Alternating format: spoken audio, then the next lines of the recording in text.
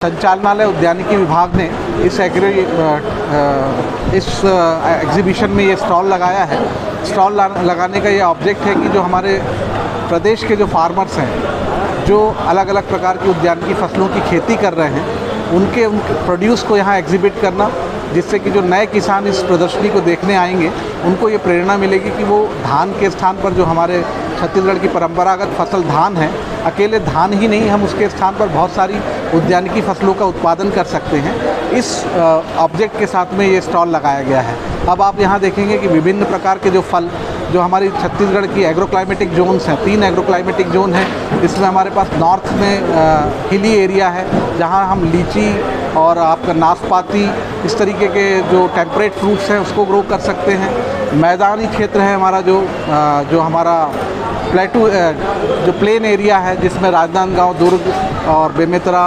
रायपुर, ये इस तरीके के ज़िले हैं, जहाँ पर हम अलग अलग प्रकार के केला, पपीता, आम, नींबू, इस तरीके के फलों की खेती कर सकते हैं। और एक हमारे पास बस्तर प्लेटू है, जगदलपुर का जो जगदलपुर संभाग है, जहाँ जगदलपुर, कांकेर, कोंडागांव, ये ज़िले आते हैं। वहाँ हमारे काजू की, ऑयल पाम की और दूसरी तरीके की कॉफ़ी, ये सब फसलें हो रही हैं। तो जो हमारे 3 एग्रोक्लाइमेटिक जोन है, उसका एडवांटेज हमारे राज्य को ये है कि हम हर तरह की फसल हर सीज़न में लगभग उगा सकते हैं। तो इस एग्जीबिशन का ऑब्जेक्ट ये है कि किसान जो भी यहाँ आए प्रदेश के, उनको ये पता लग सके कि हमारे यहाँ कितनी संभावनाएं हैं और हमारे किसान इसको वास्तविक रूप से कर रहे हैं। तो सीइंग इज़ बिलीविंग वाला जो कॉन्सेप्ट है, देख के लोगों को विश्वास होता है, उस कॉन्सेप्ट पे ये प्रदर्शनी लगाकर किसानों को जानकारी दी। उद्यानिकी विभाग के जिला स्तर पर हमारे पास सहायक या उप संचालक उद्यान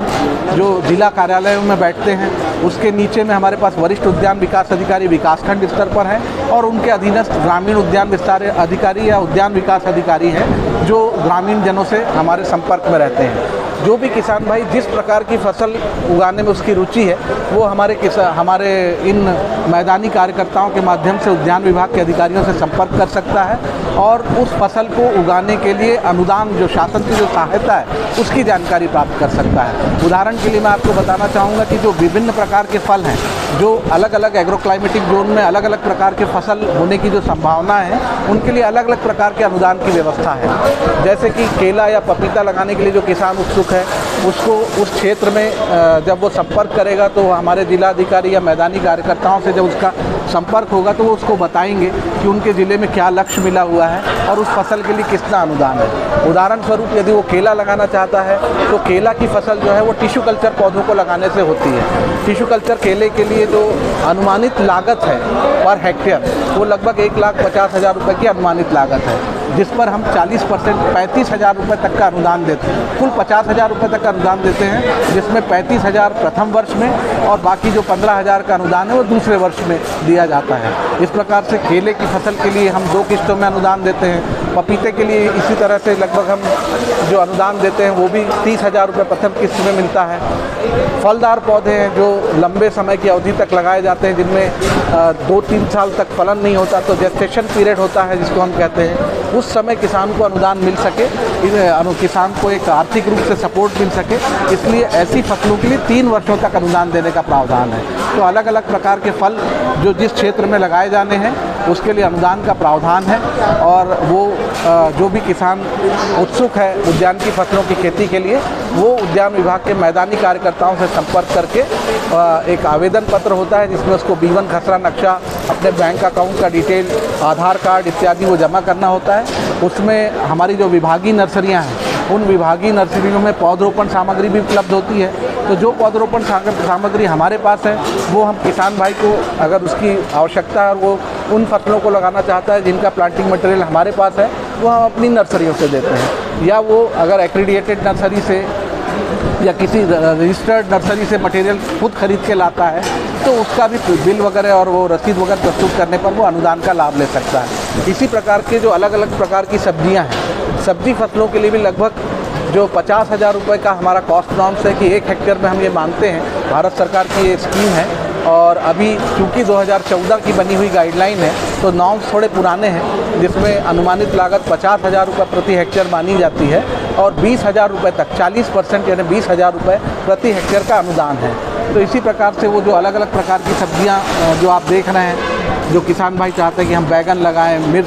बैगन लगाएं, फूल गोभी लगाएं, पत्ता गोभी लगाएं, तो वो अनुदान के लिए आवेदन कर सकते हैं। जो अभिलेख मैंने बताया वो अगर वो जमा करते हैं और बीज की व्यवस्था अपने स्तर से करते हैं या आवश्यकता होने पर बीज विभाग द्वारा भी उपलब्ध कराया जाता है, तो उनको उस अनुदान के रूप में आदान सामग्री या बीज, खाद, दवा जो भी है वो उस रूप में भी अनुदान मिलता है। और यदि उन्होंने ये अपने स्तर से व्यवस्था की है तो नगद पैसा उनके अकाउंट में भी ट्रांसफ़र होकर अनुदान के रूप में मिलता है। इसी तरह मसाला वाली फसलें हैं, जो बहुत सारी फसलें आप यहाँ देख रहे हैं, जिसमें अदरक है, हल्दी है, मिर्च है, ये जो प्रमुख मसाला फसलें हैं, इनके उत्पादन करने वाले किसान भी लगभग 12,000 रुपये प्रति हेक्टेयर का अनुदान हमारे विभाग से प्राप्त कर सकते हैं। फूल आपको काफ़ी सारे दिखाई दे रहे होंगे पीछे में, जरबेरा है, गुलाब है, रजनीगंधा है, आपका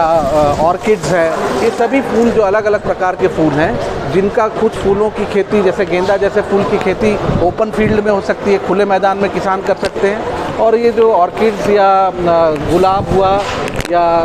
जरबेरा हुआ, इनके लिए प्रोटेक्टेड कल्टीवेशन यानी उनको संरक्षित वातावरण में उनको उगाने की आवश्यकता होती है। तो जो संरक्षित वातावरण में उगाए जाने वाले फूल हैं, उनके लिए जो अधोसंरचना आवश्यक है, जैसे poly house, naturally ventilated poly house, net house या आपका fully automated fan pad house, तो इस तरीके की जो अधोसंरचनाएँ हैं जिसमें हम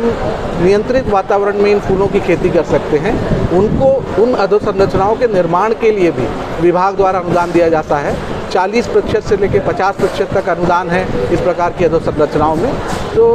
मेरा मतलब कहने का ये है कि जितने भी प्रकार के प्रादर्श यहाँ डिस्प्ले किए गए हैं, उन सभी के उगाने के लिए चाहे अधोसंरचना की आवश्यकता हो, बीज या पौधरोपण सामग्री की आवश्यकता हो, सभी के लिए उद्यान विभाग किसानों की मदद करता है। और जो किसान इन फसलों के काश्त के लिए इच्छुक है, वो विभागीय मैदानी अधिकारियों के माध्यम से संपर्क करके अनुदान का लाभ प्राप्त कर सकते हैं। धन्यवाद।